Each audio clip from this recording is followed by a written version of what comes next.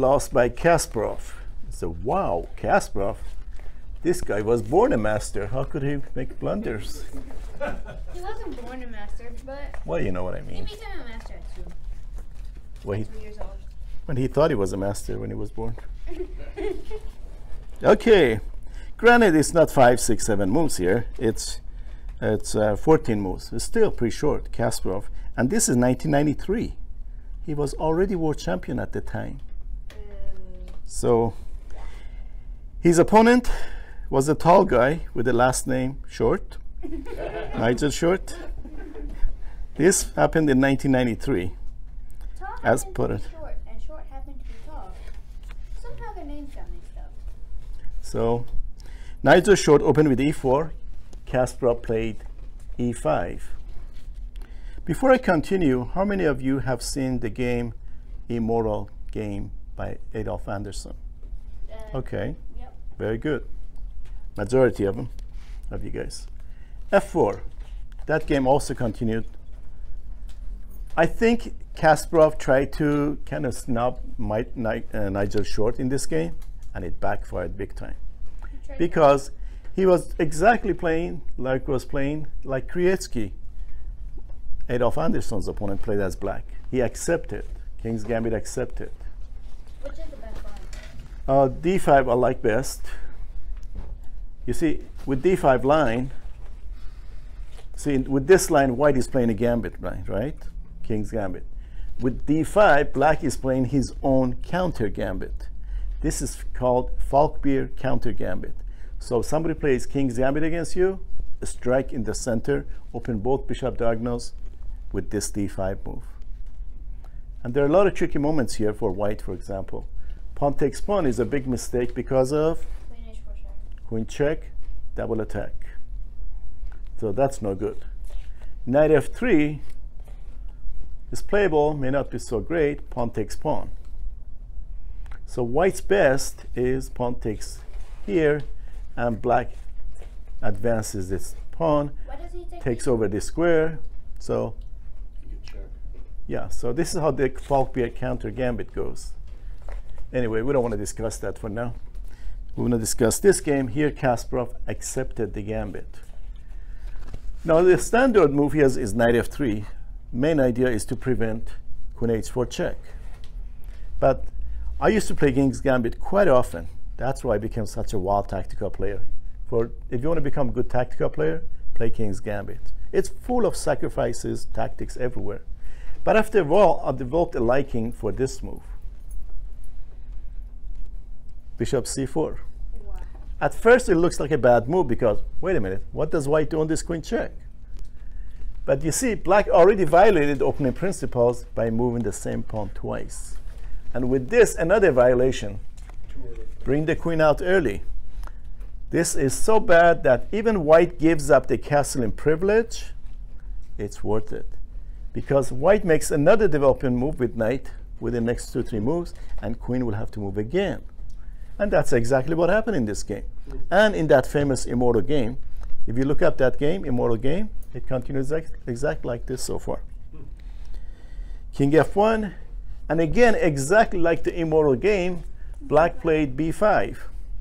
For those of you who might have seen the game, you might think, oh, black lost. What a horrible move he made on b5. But there's a lot of good things to be said about that move. First of all, It stabs out the white bishop.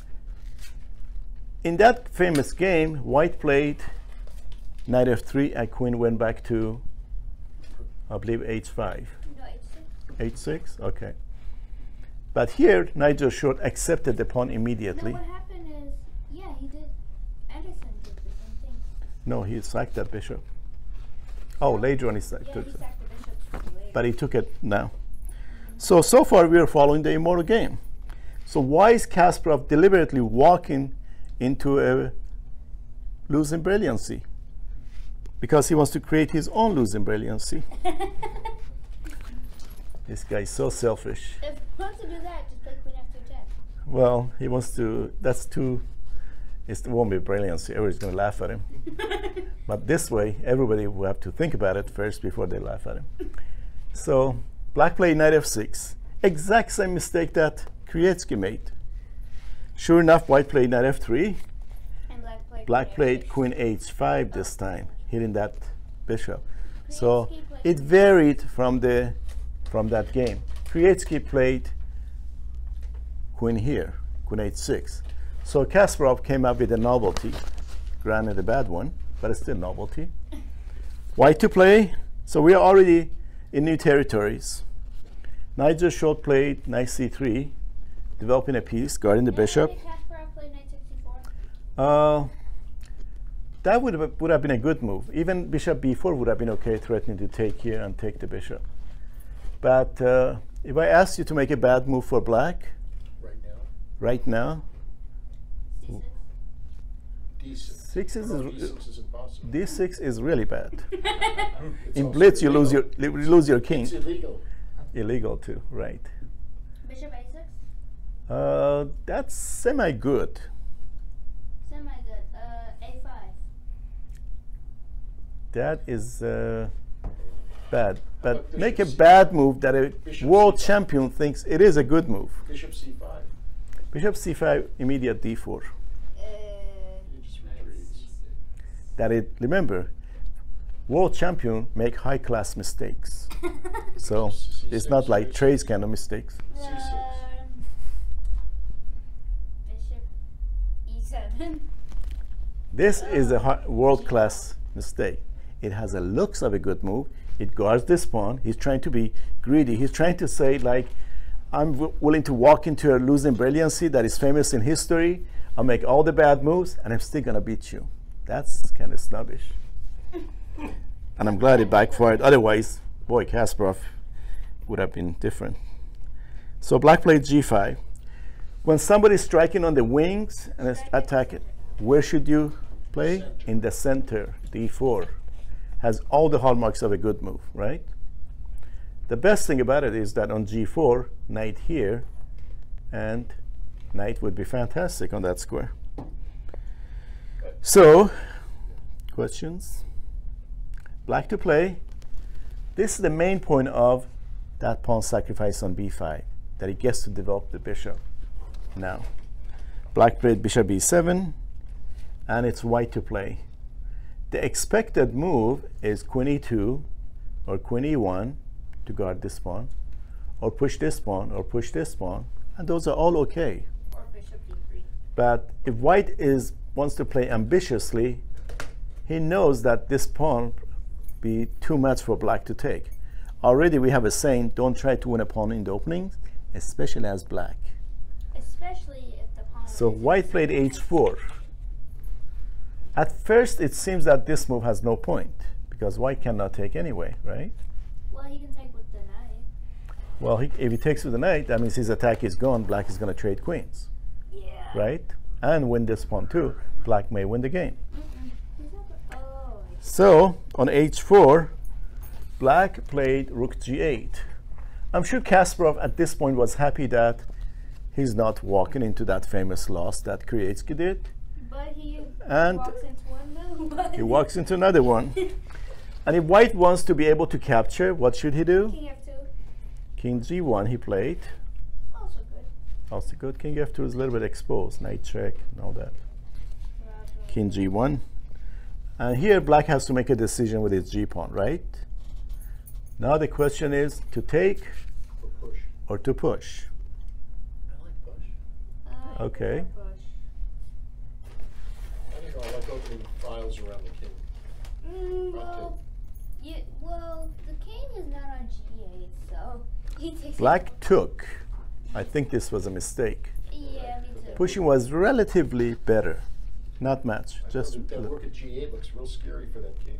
well, that's what black is hoping to take advantage of. Exactly. That's why he But then took. you activate white's rook for him. Exactly. So now white played. Rook takes. And what did black do? Black is going for the throat. Checkmate one. So white plays simple. Just defend. What's the best way to defend? This pawn and this pawn. Queen e2. Queen e2, knight just short played. Now black should have played a developing move. And Knight c6. like knight c6. even though it looks kind of harmless. Or A6. The drawback of knight c6 could be e5. But black could go knight here, go here maybe. What's the matter with bishop takes e4? Rook takes F4. Well, Kasparov played knight takes e4. Just as bad. The point of knight takes e4 is that no f-pawn can go and defend the knight. So how can white attack this knight one more time? Rook takes F4. Right, white probably was considering bishop takes and bringing the other rook to the game. Under normal circumstance, that's what you do. But with rook takes, he attacks the knight how many times? 3. 3 times. How many ways it defended? 5. Twice. So black defended it one more time, since the d-pawn cannot support. f5. Looks reasonable, right? Maybe. But the reigning world champion missed a simple tactic in this position. D2. Or what's D2? Knight d2? D2. Knight d2 was playable and looks fine. And now E5. Okay, why not attack both of these pawns at the same time? Also knight h4. Knight h4. But that pawn is actually a queen on G6. So black played queen g3. And he was thinking what? What is he trying to do? If rook takes, queen takes. And if knight takes? Good point. What if knight takes? That looks like the knight takes to me. Usually when you see a game ending, it's the winner who makes a great move and the other side resigned. We don't have any other move here after black's move. So black played this move, and he didn't want to wait for white's response and resigned before seeing white's move. But white's move is very obvious. White to play and win a piece here. Knight takes F5. Knight takes f5, removing the guard, Yeah. one of the guards of the knight, and where does the queen go now? Queen does not have too many good squares to go to. So major embarrassment for black. Kasparov in a tournament losing a game in 14 moves. Carlsen blended a piece to Nakamura in a rapid tournament. Rapid, anything can happen, but in slow chess, that's Rapid is embarrassing. 15 moves. That's enough time for me to actually Yeah, but they play. play really fast in rapids.